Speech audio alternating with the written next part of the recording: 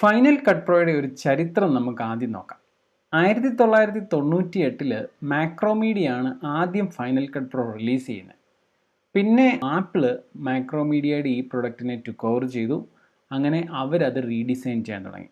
അതിനുശേഷം അതിൻ്റെ ഒരു ലേറ്റസ്റ്റ് വേർഷൻ, നല്ലൊരു വേർഷൻ ഇറങ്ങിയത് 2011 ഫൈനൽ കട്ട് പ്രോ എക്സ് എന്ന് പറഞ്ഞ പേരിൽ അവർ റിലീസ് ചെയ്തു.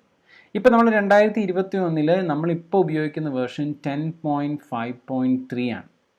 ശരി, ഇനി നമുക്ക് വേണ്ടത് ആദ്യം ഒരു സോഫ്റ്റ്വെയർ വേണം. നിങ്ങൾ ഓൾറെഡി ഇൻസ്റ്റാൾ ചെയ്തിട്ടില്ലെങ്കിൽ ഈസിയാണ്.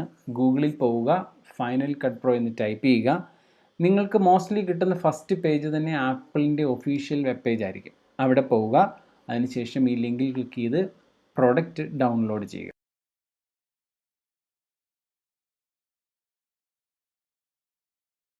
ഡൗൺലോഡിങ് കഴിഞ്ഞ ശേഷം ഇതുപോലെ നിങ്ങൾക്ക് ഫയൽ കിട്ടും. ആ ഫയലിനെ ഡബിൾ ക്ലിക്ക് ചെയ്ത് കഴിഞ്ഞാൽ ഓപ്പൺ ചെയ്യുക. ഇൻസ്റ്റലേഷൻ വളരെ സിമ്പിളാണ്. ഓൺ സ്ക്രീൻ ഇൻസ്ട്രക്ഷൻസ് ഒക്കെ വെച്ചിട്ട് നിങ്ങൾക്ക് ഈസി ആയിട്ട് ഇൻസ്റ്റാൾ ചെയ്യാൻ പറ്റും.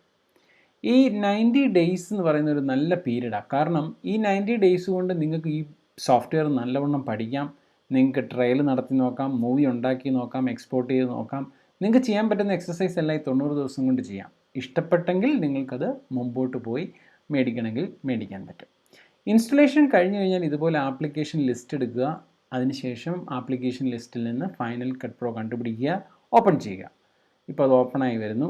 ഫസ്റ്റ് ടൈം ആയതുകൊണ്ട് കുറച്ച് ബാക്ക്ഗ്രൗണ്ട് ഇൻസ്റ്റലേഷൻ നടക്കുന്നുണ്ട്. അതിനുശേഷം ഈ സ്ക്രീനിൽ കാണുന്ന ഇൻറ്റിമേഷൻ അത് ട്രയൽ വേർഷൻ ആണെന്നും 90 ദിവസത്തെ ആണെന്ന് കാണിക്കുകയാണ്. ഓക്കെ അടിക്കുക. ഇപ്പോൾ കാണുന്ന ഈ സ്ക്രീൻ ഫ്രഷ് ആപ്പിളിൻ്റെ ഫൈനൽ കട്ട് പ്രോയുടെ ഇൻ്റർഫേസാണ്. അപ്പോൾ ഈ ഇൻ്റർഫേസ് ആണ് ഇനി നമുക്കൊന്ന് ജസ്റ്റ് പരിചയപ്പെടാനുള്ളത്. അപ്പോൾ അടുത്ത വീഡിയോയിൽ നമ്മൾ ആ ഇൻ്റർഫേസ് പരിചയപ്പെടും.